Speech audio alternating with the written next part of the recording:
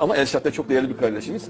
Azerbaycanlı, o da çok şevkli. Evet. Türk İslam Birliği'ni savunan, Azerbaycan'la Türkiye'nin birleşmesini isteyen çok heyecanlı bir kardeşimiz. Azerbaycan'da çok güzel faaliyetler yapıyor.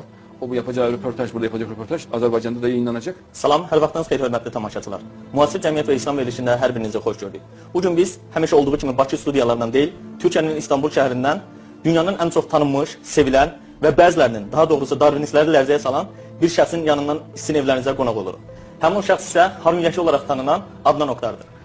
Bəli, Harun bəy, sizinlə yenidən görüşməyimizə çox şad olduq.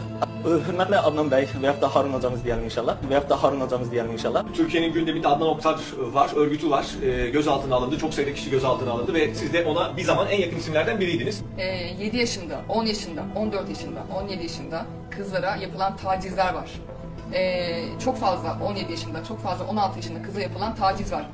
Tərəfindən 900 ildən artıq həbs cəzası aldı. Görəsən o hansı cinayətin sahibi idi ki, 900 ildən artıq həbs cəzası aldı? Gördüyünüz kimi Azərbaycandan təşrif buyurmuş, ona ağız dolusu hocam deyən Elşad Miri. Bu həmən Elşad Miridir ki, Azərbaycandan 3 az yaşlı qızı Adnan Oktar üçün aldadaraq aparıb və həmən qızların işinə Türkiyə Ali Məhkəməsi zərər çəkmiş şəxslər kimi baxıb. Məsələ 3 qızla bitmir. Eyni zamanda məhkəmə 2 Azərbaycanlı oğlanın da işinə baxıb. Bəs bu az yaşlıları Azərbaycandan Türkiyəyə kim aparırdı? Adnan Oktarın Azərbaycan üzrə üstünlüyoru Elşad Miri.